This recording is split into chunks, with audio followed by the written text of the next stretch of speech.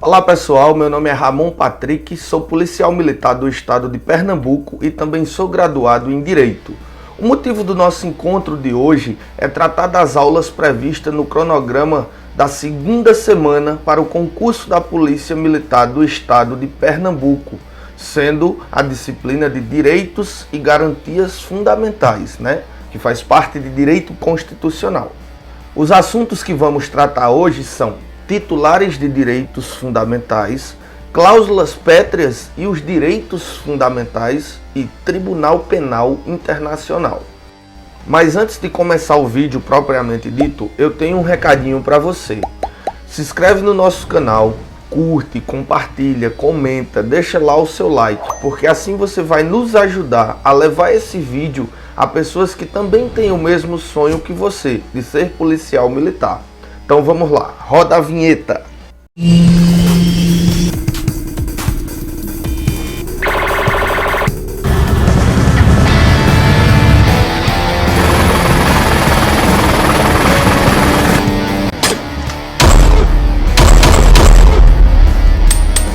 Pois bem, dando início ao nosso conteúdo da mentoria da segunda semana de Direito Constitucional, sendo o assunto de Direitos e Garantias Fundamentais, para o concurso da PMPE, a gente inicia fazendo uma pergunta: quem são os titulares dos direitos fundamentais? Então, para responder essa pergunta, temos que nos reportar ao caput do artigo 5º da nossa Constituição brasileira, que diz que todos são iguais perante a lei, sem distinção de qualquer natureza, garantindo-se aos brasileiros e estrangeiros residentes no país a inviolabilidade do direito à vida, à igualdade, à liberdade, à segurança e à propriedade. Segundo o presente dispositivo, estes direitos elencados no caput, do artigo 5º da nossa Constituição brasileira são destinados aos brasileiros e estrangeiros residentes no país. A partir daí surge uma grande dúvida.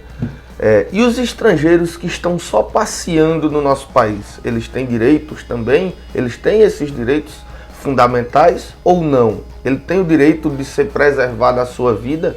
Ele tem o seu direito de ter sua propriedade, de não ter suas coisas retiradas do seu poder?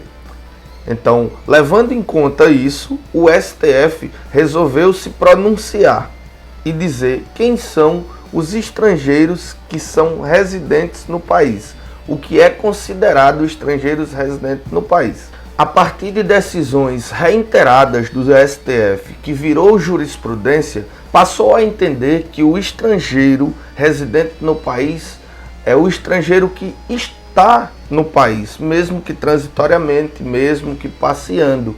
Ou seja, então esses estrangeiros que estão em solo nacional, que estão no Brasil, eles têm também esse direito que são garantidos aos brasileiros. Pois quanto aos brasileiros, não resta nenhuma dúvida, que são detentores de todos os direitos e garantias fundamentais elencados na nossa Constituição.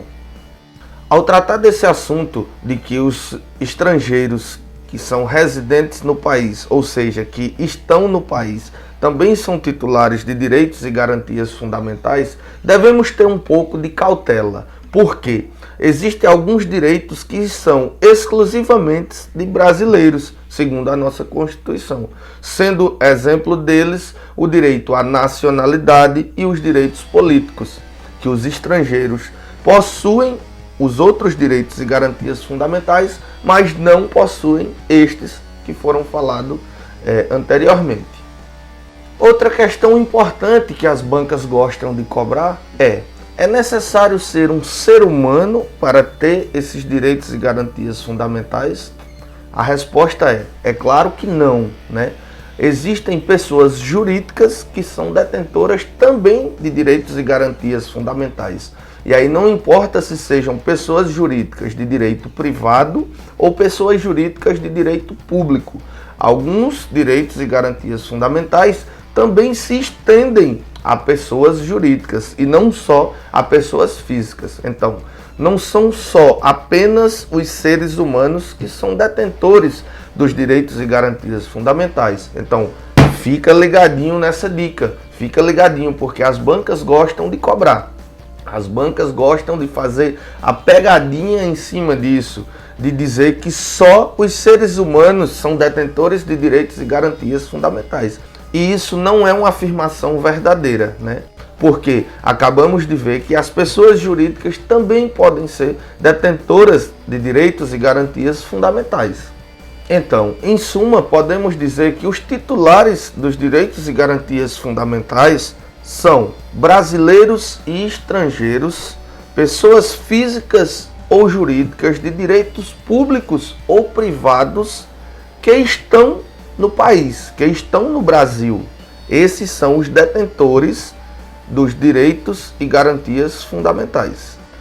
O segundo assunto a ser tratado nesse vídeo será cláusulas pétreas e direitos fundamentais. São considerados as cláusulas pétreas da nossa Constituição brasileira aqueles institutos que têm mais relevância, né? Que têm um núcleo essencial jurídico que não pode ser abolido, que é uma sustentação da nossa Constituição, do nosso ordenamento jurídico. Então, de forma alguma, ele pode ser abolido, ele pode deixar de existir. Por isso, eles recebem esse nome de cláusulas pétreas, né?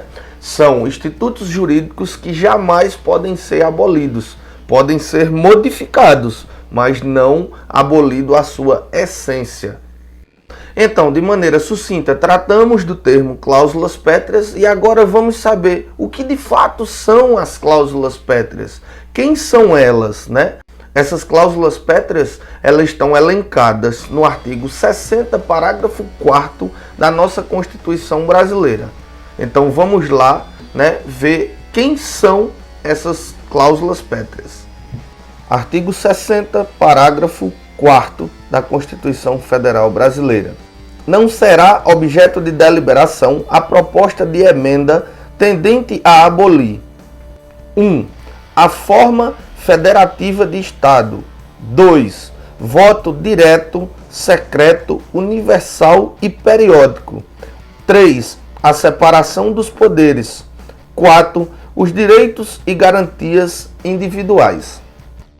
Pois bem, como foi visto, né, são núcleos bastante importantes e de grande relevância na nossa Constituição, que são basilares para sustentar a nossa democracia e o sistema basilar jurídico em que vivemos atualmente. Então, as cláusulas pétreas, em síntese, elas servem para isso, né? E também não podem ser abolidas o seu núcleo jurídico.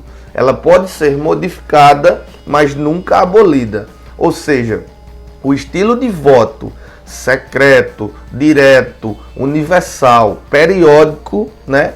Ele pode ter o seu método de execução modificado, porém, ele não pode deixar de existir. Nunca ele vai deixar de existir com essas características, né, que está prevista aí. Que seja o voto secreto, direto, universal e periódico.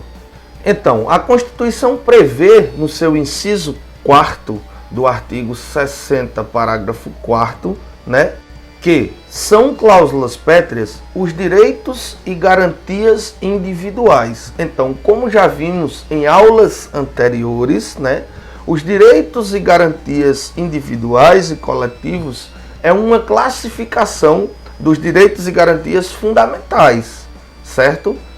Então, isso trouxe um pouco de confusão para o nosso entendimento. Então, nesse caso, foi preciso que o STF, mais uma vez, se pronunciasse, né, deixando bem claro que cláusulas pétreas são todos os direitos e garantias fundamentais previstos na nossa Constituição brasileira. E não apenas só os direitos individuais e coletivos. É importante ficar ligado nessa questão, que pode ser mais uma pegadinha da banca, né? Os dois posicionamentos já foram cobrados em provas anteriores. Então, ficar ligado que direitos e garantias fundamentais, né, é o geral, né? E uma das classificações são os direitos individuais e coletivos, que, em tese, é o que estaria lá previsto no inciso 4º. Muito embora temos o entendimento jurisprudencial do STF dizendo que não são só os direitos individuais e coletivos, são todos os direitos e garantias fundamentais que estão previstos na nossa Constituição brasileira. Então são cláusulas pétreas todos os direitos e garantias fundamentais previstos na nossa Constituição.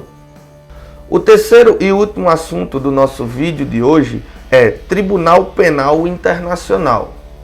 Ele está previsto no nosso artigo 5º, parágrafo 4º. Se não, vejamos.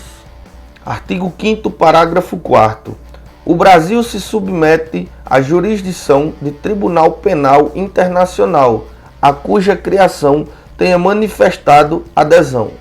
Então, o Tribunal Penal Internacional é uma Corte Suprema de julgamento permanente, que é localizada em Haia, na Holanda, que é destinada a julgar os crimes contra a humanidade, que são hoje os crimes de guerra, são os crimes de agressão estrangeira, são os crimes de genocídio. Então, todos esses crimes, eles são da competência do Tribunal Penal Internacional. Então, se faz necessário deixar claro que o Tribunal Penal Internacional, ele não faz parte do nosso ordenamento jurídico brasileiro. É um tribunal que vai além das fronteiras dos países. Ele não adota a legislação do Brasil, ele tem uma legislação própria, ele vai além das fronteiras, E tem a competência de julgar aqueles crimes que foram falados anteriormente, os crimes que são contra a humanidade. Trata-se de um tribunal complementar à jurisdição nacional e que tem sua ação subsidiária, preservando assim a soberania nacional. Então, na aula de hoje tratamos de titulares de direitos fundamentais, cláusulas pétreas e os direitos fundamentais e Tribunal Penal Internacional. Para você que gostou desse vídeo, então se inscreve aqui no nosso canal, curte, comenta, compartilha, porque assim você vai estar nos ajudando a levar esse vídeo a pessoas que também têm o mesmo sonho que você, que é o sonho de ser policial militar. Então, se eu conseguir, você também pode conseguir. Basta a sua dedicação e foco para a realização desse seu sonho. Aguardo todos vocês lá na nossa mentoria gratuita. Muito obrigado.